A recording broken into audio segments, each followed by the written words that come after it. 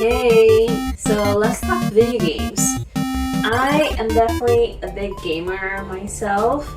I love having video games as my hobby, and I even put it into like my job. Like I was doing QA testing for a video game company, so I definitely enjoy playing video games.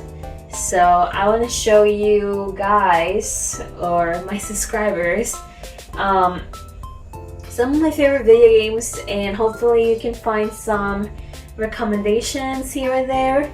So I'll start with Nintendo. So I have the original Switch, and I have for a while. Some of my games are not physical. I have only like 6 or 7 physical games. Many of my games are digital because they're just cheaper.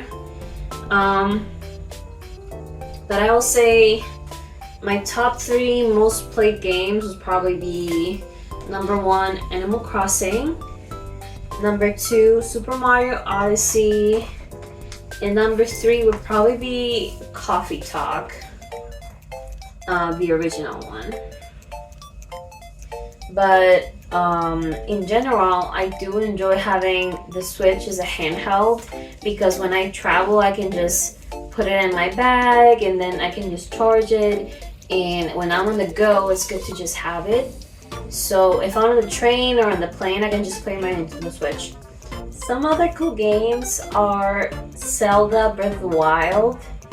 I do enjoy Animal Crossing as like my main game from the Switch, because it's just very cool to be able to craft your own type of island.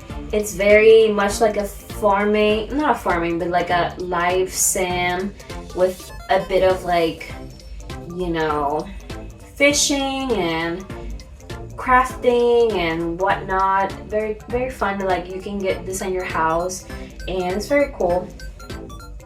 If you don't want to play Animal Crossing but want something similar, I would recommend Disney Dreamlight Valley. That game's pretty cool. But yeah, another one of my favorites, like I said already, is Coffee Talk. And in Coffee Talk, you get to play as a barista in Seattle in like the year 2039 or something like that. And set in the future, but it's like the world has fused or merged with other species. Like there's werewolves, there's vampires, there's also like aliens, there's cat people. It's very fun. I had a blast playing it. It's very chill because it plays like very lo-fi music and it's pixel art. It's one of my favorite games of all time for the Switch. It's made by this indie company. I'm blanking on the name right now.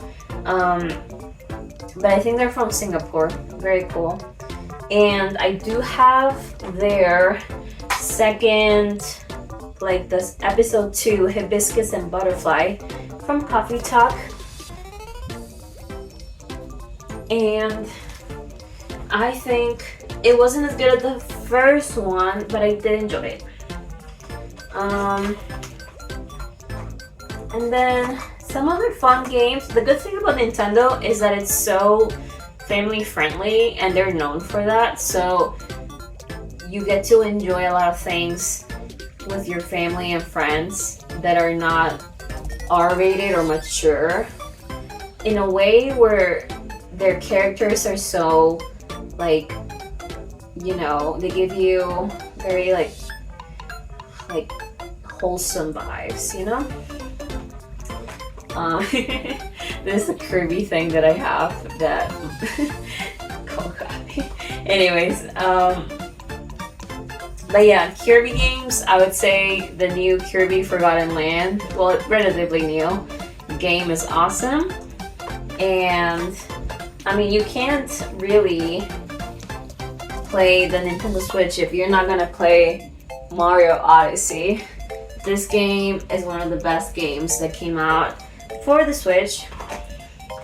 And another fun like adventure game where it's kind of like more puzzly, I would say is Captain Toad. So those are my main Nintendo Switch games that I want to talk about. I mean, shout out to 1-2-Switch for the multiplayer games. We'll get to those in a second. But let's switch to PlayStation games. They're like legendary status games. I would say number 1, God of War. Number 2, Red Dead Redemption. And number 3, Spider-Man. Those are their like legendary status games, and for a reason. They're very cool. And if you haven't heard of them, basically they have their own kind of concept. They're very story driven, but they have a bit of action. So if you like those kinds of games, I recommend PlayStation. Other older titles that I do think are enjoyable would be Infamous Second Son and Watch Dogs. Watch Dogs is similar to GTA, and Infamous Second Son is more of like a superhero kind of concept game.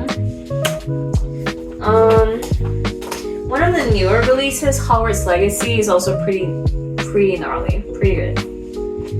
And then honorable mentions to Sonic Mania and FIFA, because you can never go wrong with these two if you're just trying to play casually. Alright, let's go back to Nintendo for a second and let's talk about their 3DS games.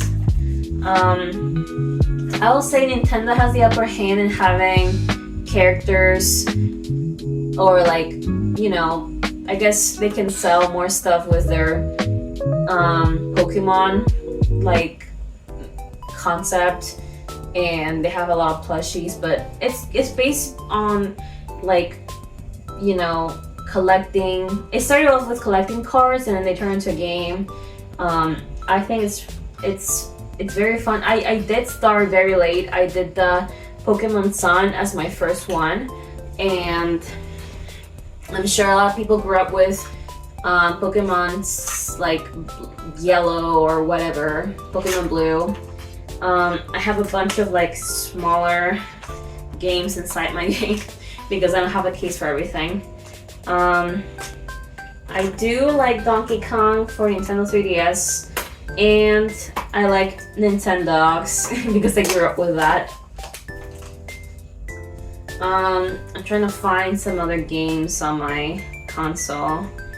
I will say the fun thing about like being in like the 21st century now, or at least 2025, is that you can download previous games in the library and some of them can be free later on.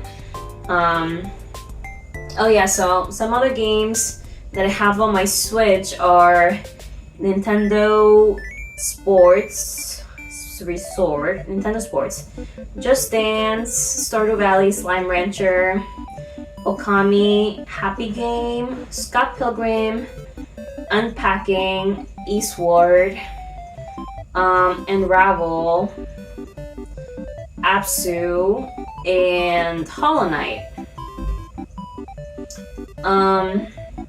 Oh yeah, let's talk a little bit about multiplayer games.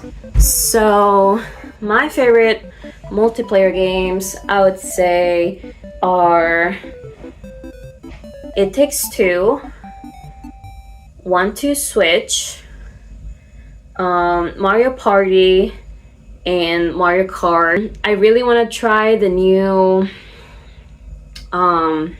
Haste Light Studios game where Split Fiction looks really fun. I want to try that out.